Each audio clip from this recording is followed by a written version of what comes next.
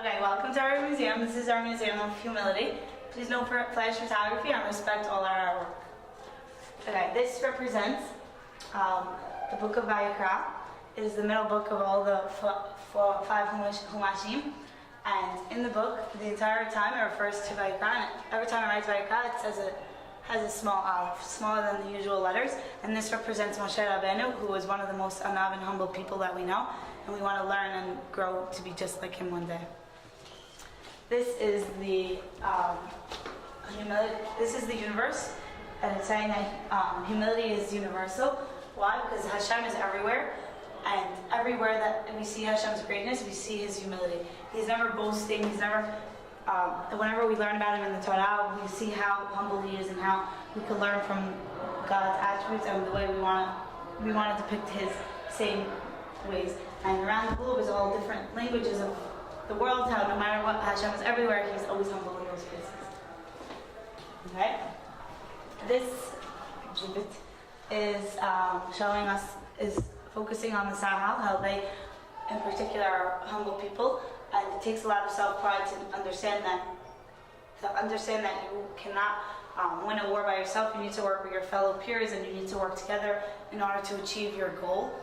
And we see over here, he's helping him and thanking him, and we see that the captain and the soldier are kind of on the same level, wearing the same clothes, because we're trying to show that no matter who or what level they are, they still, in the same essence, are the same, do the same, because you need to win together. Okay. Then we have our game on humility, and it's called Got Humility. And you start over here and you ask a question. For example, do you flaunt and brag about your achievements? And if you do, you follow the bragger sign. If not, you follow the humble sign.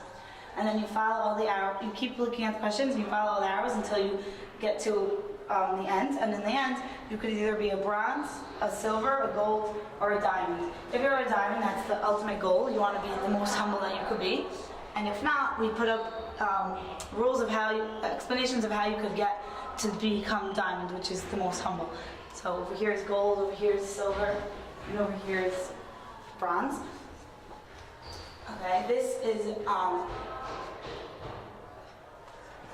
a question. How do you see yourself? Do you look in the mirror and see something big while you're really something small, or do you see yourself as something small and really you're something so great? So the ultimate thing is that you want to be looked at yourself as something small, but really to the world you're great, and you do so many great things. And all these rocks represent different characteristics that people want to have, and they're all nice things that people would want to learn and have, like modesty or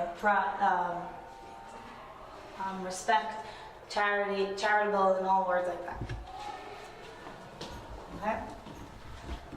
Here is our beautiful wall, and this is depicting the dirty kind of world, and this is kind of depicting the beautiful world. So this is, if you don't care about nature and you think that I'm just one person, I could throw my wrappers, I could not care about others, I don't have to care about my surroundings, and nothing matters in the world, your world will end up like this. And we even put in the Twin Towers to show that those people were selfish and they thought about only themselves and they didn't care about others or nature, or they didn't see the bigger picture, and instead of thinking about the world, they thought of only themselves. Whereas here, the Freedom Tower represents more of a coming together and a new beginning and a new opening of the eyes and clean and beauty. And this has more light colors to show that we want to give back, even if we're just one person, because every person has a role in the world. Okay. Okay, this is the timeline of people with humility, of people who lit up our world. So they didn't necessarily brag about their accomplishments or do anything that was, or publicize their achievements. Rather, they kept it to themselves and just did it. For example, Ovadia Yosef, he put his priority into making a community instead of living the life that he would have rather lived. Schindler helped a lot of people, even though he was a Nazi, he helped a lot of Jews. Gandhi was very famous for working and saying, don't think about, like, work together, remake yourself rather than remake the world. Start with the little things and understand the bigger picture. George Washington was offered to be a president the third time, and he declined it. He said he set a lot of precedents. He wanted to be humble. He was a very humble man. Ramban was a doctor and a philosopher, and instead of saying, "Oh, I'm so great and look what I could do," he said, "Hashem helped me, and I couldn't have done it without Hashem." Rabbi Akiva left her life of richness, and she was able to go and help a community strive to be great. This is a little stop in our timeline, and it's showing that these people lit up the world, but they're still covered by, let's say, this glass, because they don't show it. They're still covered, but no matter what, they're still lighting up this world. Okay? Here's the Maccabean, who didn't fight for themselves. They fought for the greater good. They fought for Hashem and the Jews and as a whole. Sarah Malka also didn't wear makeup when they were all wearing makeup. She was very modest, very to herself, didn't want to be the princess even when they begged her. David also, he was very humble when he was appointed king. He said, "I don't deserve it, why me?" Moshe also, I don't deserve to be the leader, pick someone else, Aharon could do it. He was always thinking Hashem, always saying, "It's not me, it's Hashem."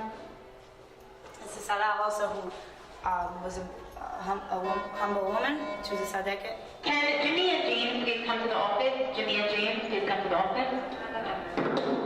She was a tzaddiket. She always welcomed people in her house. And this is Noach. No matter who made fun of him building the ark, he said, "This is what God wanted me to do." He was able to do it. He didn't boast about it. He said, "This is what I'm going to do." He was very civil about it, and he just did it. Okay, this is our board, our banner of good and evil. When you look in the mirror, you're looking at yourself and you're saying, am I going to the left or the right? Am I going to the evil or the good? So it's a constant struggle every day to fight between the good and the bad, because you want to do good, but the bad is also enticing, and it's a constant struggle every day, and the ultimate goal is to go to the good. And that leads us into this, where saying that prior to birth, a Jew is sworn to be a tzaddik. He's born with a clean brain, which is what the white brain represents. And as he grows older, it's starting to get black because he's being desensitized, or he's learning more about the world, and he thinks things are more important than they are, but really they're not. And as he grows older, you see that he starts to get even whiter again. Why? Because he's starting to understand the bigger picture of the world and understand that humility is a very important aspect in life, and that's what you need to live the right life. So when you're old, eventually the ultimate goal is to understand the world fully and see that humility is the prime goal, and that's why the ultimate goal is to have a clean brain, just like you had at birth. Okay? And last is our definition of humility. A noun, humility, modest, low view of one's important, humbleness. Modesty, humbleness is synonyms, and antonym is pride. Now, thank you for visiting our beautiful museum. Exit is this way. Thank you.